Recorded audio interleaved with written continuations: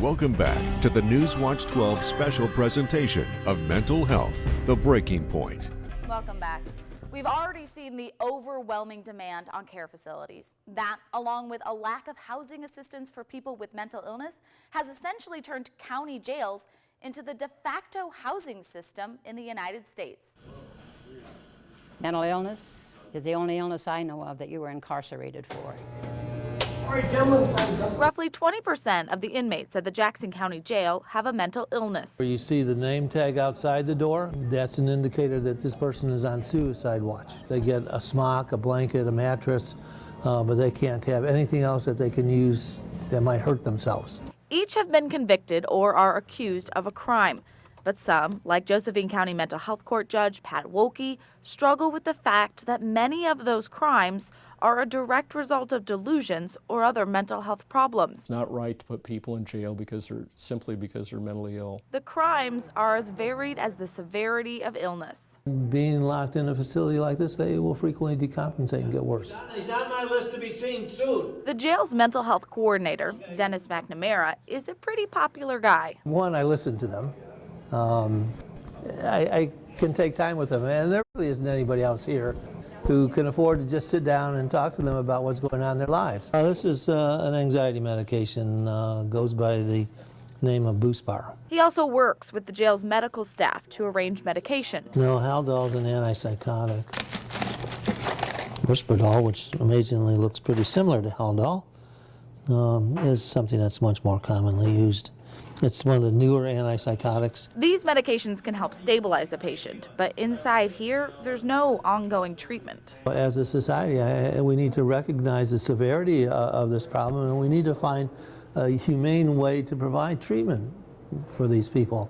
And it doesn't mean warehousing them in jail because they got a disorderly conduct charge. They're ranting and raving because they're hearing voices in their head about people wanting to hurt them. Once released, a support system, like the Compass House, is vital. In our first year, we gained over 200 members. We stopped by during a recent club meeting. The support found here has made it incredibly successful for those members. 96% had zero recidivism, meaning they hadn't been to jail. And there is a similar success rate when it comes to hospital visits, with 97% of active members having no hospitalizations because of their mental illness. That community impact is absolutely huge. This success has not gone unnoticed. You have somebody who understands how isolating and stigmatizing having a mental illness can be. To walk alongside you, it makes it a lot easier. All Care Health, one of the Affordable Care Act's coordinated care organizations, has decided to invest in Compass House. We've provided funding for an outreach coordinator who goes, when somebody's not showing up that's a member of the clubhouse, they go out and reach out to them. They go and reach out to potential new members.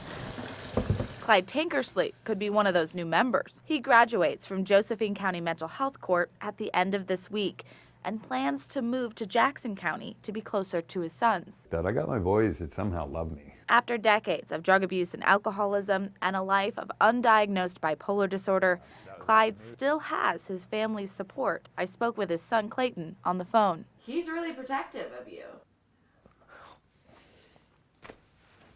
We've just always loved each other. Clyde is lucky. He still has a support system. Many people have burned so many bridges that homelessness is a huge struggle.